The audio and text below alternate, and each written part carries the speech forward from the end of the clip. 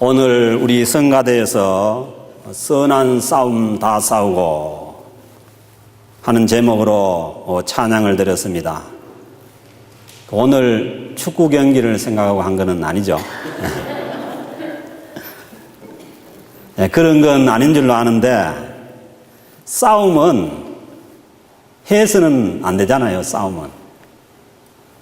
그런데 성경에는 우리가 싸워야 될 선한 싸움도 말씀하고 있습니다. 우리 성가대가 늘 여러 가지 힘든 상황이지만 제가 보니까 매주 위태로운 것 같아요. 그러면서도 하나님께 영광을 돌린다는 그러한 일념으로 매주 이렇게 하나님을 찬양하는 것은 선한 싸움을 하는 것입니다.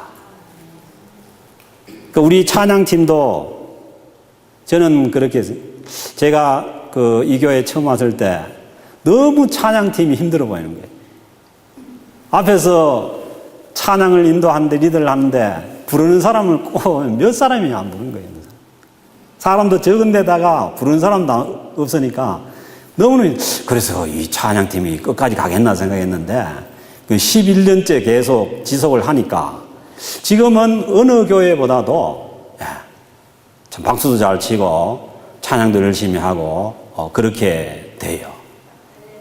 그래서 우리가 주님의 이름을 위해서, 그러니까 많은 사람들의 박수갈채가 있고 많은 사람들이 응원을 하는 그런 데서 찬양을 하고 노래하는 그거는 안 해도 그냥 쓰기만 하면 돼요.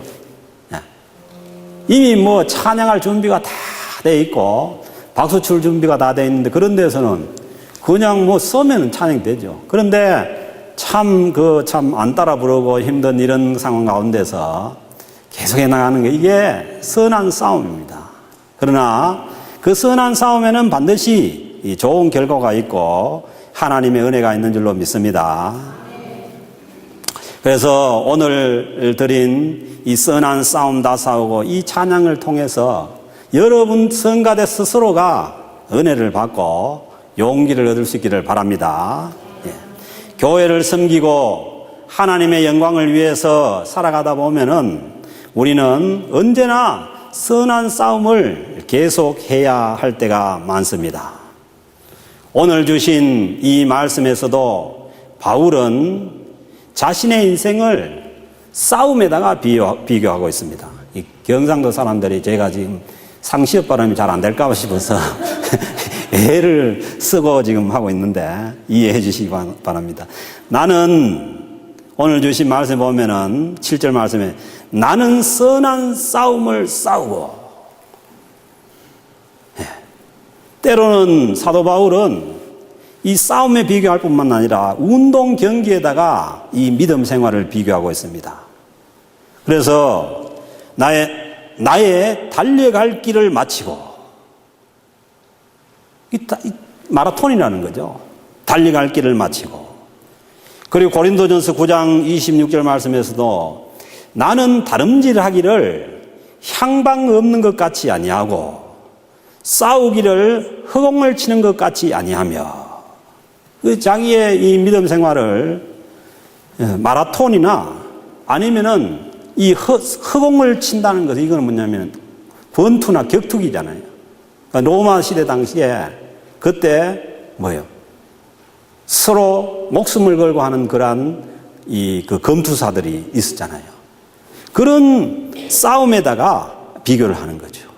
신앙생활 하는 것이 이 허공을 치는 것 같이 아니하며, 그래서 이 신앙생활 하는 것이 허공을 치는 것과 같이 아니한다 이 말씀은 신앙생활에 있어서 이 싸움의 방향성이 중요하다는 거예요.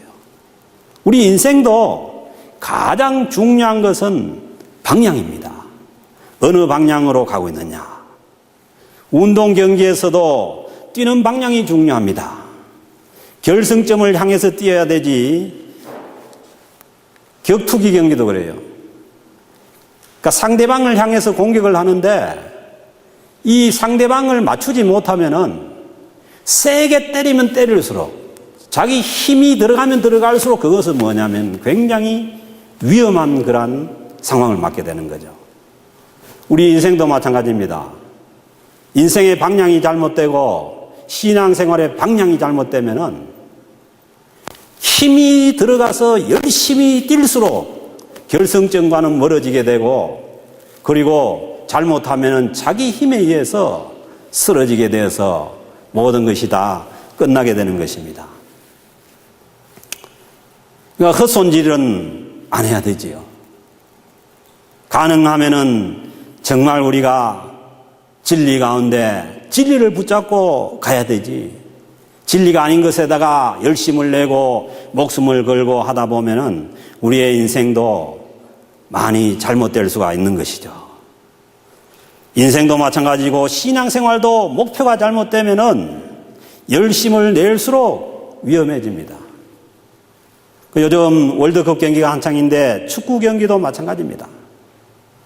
4년 전에 2010년도 남아공 월드컵에서 스페인이 우승했잖아요. 그 스페인 축구가 패스를 해서 점유율을 높이는 그러한 스페인 축구가 그때는 대세였어요. 그 축구가 세계 축구를 점령을 했는데, 그런데 이번 월드컵을 보니까 완전히 달라졌습니다. 이제는 그런 점유율을 높이는 그러한 축구로 가지고는 그 경기를 할 수가 없어요. 그래서 보니까 네덜란드 팀이 그 새로운 축구를 선보이는데, 그 축구 이름이 이제는 효율 축구라는 거예요. 여러분들이 경기를 봐서 아시지만은 점유율이 스페인이 65%고 네덜란드가 35%였어요.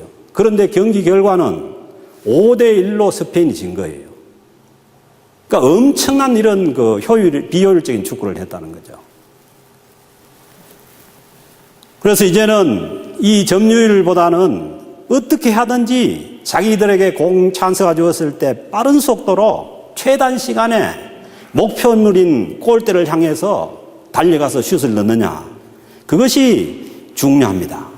그래서 네덜란드가 스페인을 5대1로 물리치고, 또 스페인이 칠레에게도 2대0으로 패했는데, 칠레 축구도 빠릅니다. 그냥 골대를 향해서 그냥 돌진을 하고 모든 선수들이 다 열심히 뛰는 그런 축구입니다.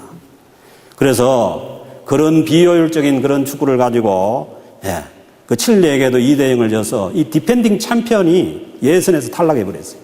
2패하고 탈락하는 거예요. 그래서 저는 그걸 보면서 축구 경기뿐만 아니라 우리 신앙생활도 목표가 중요하다는 것입니다. 그래서 히브리서 12장 말씀에서 신앙생활을 마라톤 경기에 비유하면서 신앙의 목표를 분명하게 제시하고 있습니다. 우리의 신앙생활은 믿음의 주요 또 온전하게 하시는 이인 예수님을 바라보자는 것입니다. 그렇습니다. 우리의 신앙생활의 방향은, 우리 신앙생활의 목표는 예수님입니다. 예수님을 바라봐야 하고 예수님을 닮아가야 합니다. 그렇지 않고 우리의 신앙이 세상을 향하고 세상의 것을 원하고 주님을 닮는 것이 아니라면은 신앙생활의 방향이 잘못된 것입니다. 이런 잘못된 신앙생활에서 예수님께로 방향을 전환하는 것이 회개입니다. 이 시간 우리의 신앙을 돌아보고 내 신앙이 예수님을 향하고 있는가? 그렇지 않다면은 예수님께로 여러분들의 신앙의 방향을 전환할 수 있기를 주님으로 축복합니다. 우리가 일터에 나가서 일을 할 때도, 가정에서 자녀를 양육할 때도, 교회와 사회에서 봉사를 할 때도 항상 주님을 바라봐야 합니다. 나를 바라보고 세상의 명예를 얻고자 한다면은 그것은 아무리 힘든 싸움이라도 선한 싸움이 아닙니다. 선한 싸움은 나를 위한 싸움이 아닙니다. 이 세상의 것을 쟁취하기 위한 그런 싸움이 아닙니다. 오늘 주신 말씀을 보면은 바울은 나는 선한 싸움을 싸우고 나의 달려갈 길을 마쳤다. 우리 모두에게는 바울이 선한 싸움을 싸워야 할 것이 있고 바울이 달려갈 길이 있었던 것처럼 우리 각자에게는 주어진 나의 선한 싸움을 싸워야 할 그 길이 있고 우리가 싸워야 될 그러한 일들이 우리에게 있다는 것이죠. 그래서 우리는 신앙생활을 하다 보면은 자기에게 주어진 길을 달리지 않고 자기에게 주어진 싸움을 하지 않고 늘 다른 사람을 쳐다보고 다른 사람과 비교해서 그 사람을 따라서 달려간다면은 우리는 아무리 잘 달려도 상을 받지 못합니다. 육상 경기를 할 때에 남의 코스로 뛰어들면은 즉시 실격입니다. 축구 경기도 마찬가지입니다. 수비가 자기 포지션을 안 지키고 공격하러 갔다가 아무리 열심히 해도 못 돌아오고 자기 위치를 못 지키면은 그것은 아무리 뛰어도 좋은 평가를 받을 수가 없습니다. 자기에게 주어진 길을 가고 자기의 위치를 알고 지키는 것이 매우 중요합니다. 우리 각자에게는 하나님께서 주신 길이 있습니다. 다른 사람들과 비교하고 경쟁해서 이기려고 하는 것은 신앙인의 길이 아닙니다. 나에게 주어진 길을 열심히 달려야 합니다. 나에게 주어진 선한 싸움을 하고 나의 길을 열심히 달려야 상을 얻을 수가 있습니다. 또 한 가지 승리의 길은 끝까지 잘 싸우고 끝까지 달리는 것입니다. 마라톤을 달릴 때도 처음에 너무 속력을 내어서 마지막에 힘이 빠져서 뛰지 못하면은 좋은 성적을 낼 수가 없습니다. 마라톤 코스가 42.19km인데 30km를 넘기는 후반부에 항상 오르막 지점이 이미 있다는 거예요. 코스를 정할 때 그렇게 한다는 거예요. 그래서 전반부를 아무리 잘 달렸다고 하더라도 마지막에 힘이 모자라서 못 달리면 좋은 기록을 낼 수가 없습니다.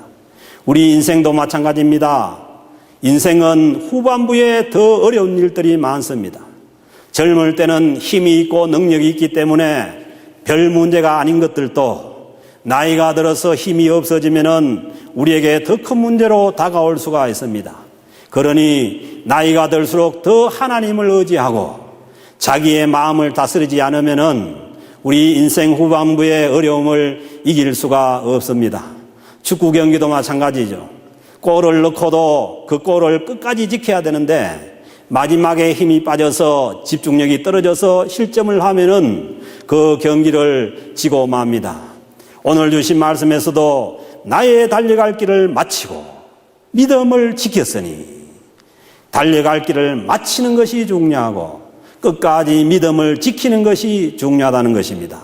신앙도 처음 시작할 때 은혜 받고 잘했더라도 중도에 포기해버리거나 중도에 잘못된 길로 가버리면은 신앙에서 승리할 수 없습니다. 끝까지 승리하기 위해서는 상 주시는 주님을 바라봐야 됩니다. 8절 말씀입니다. 이제 후로는 나를 위하여 의의 면류관이 예비되었으므로. 바울은 참 자기의 이 믿음에 대해서 자기 자신이 그렇게 고백을 하는 거예요. 내가 끝까지 나의 달려갈 길을 달리고 선한 싸움을 싸웠기 때문에 나를 위하여 주님께서 의의 면류관이 준비되어 있을 것이다. 곧 의로우신 재판장이 그날에 내게 주실 것이며 내게만 아니라 주의 나타나심을 사모하는 모든 자에게도다. 사도 바울은 마지막에 로마 감옥에서 목이 잘려 죽는 참수형을 받게 됩니다. 이 디모데 후서는 바로 바울이 그 참수형을 받기 바로 직전에 바울이 쓴 서신 중에서 가장 마지막 서신입니다. 그래서 오늘 주신 말씀 바로 전절에 보면은 전제와 같이 내가 벌써 부어지고 나의 떠날 시각이 가까웠도다. 이 전제라는 것은 뭐냐 하면은 술을 부어서 드리는 제사예요. 그때는 포도주를 부어서 제사를 드리는데 그게 무엇을 뜻하겠습니까? 자기가 참수형을 당해서 뿌릴 그 피를 얘기하는 거죠. 자기의 자신의 죽음이 어떤 죽음이 될지를 미리 알고 말한 것입니다. 8절 말씀에서 그렇지만은 의의 면류관이 예비되었다고 고백합니다. 그러니까 이 말씀이 놀라운 말씀이잖아요. 이 땅에서 흉악한 죄수로 몰려서 목이 잘려 죽을 죄수가 이 바울의 믿음은 어떤 믿음인지 자기를 위해서 의의 면류관이 예비되어 있다는 겁니다.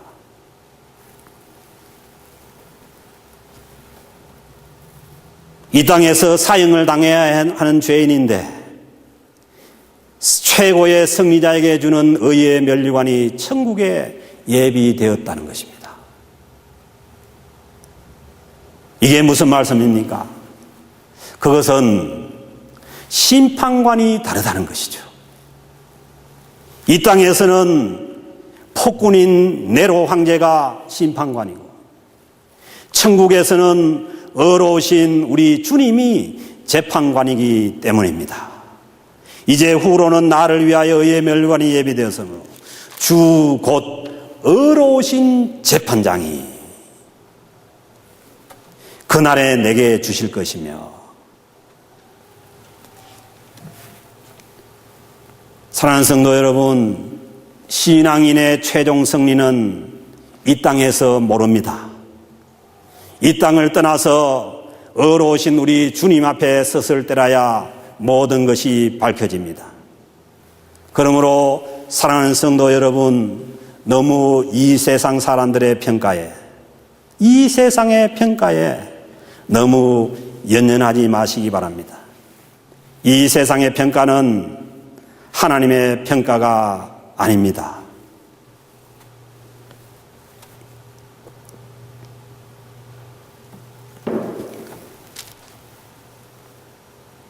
이 세상에서 선한 싸움을 싸우고 달려갈 길을 달려가기 위해서 이 세상의 것들을 다 잃어버려도,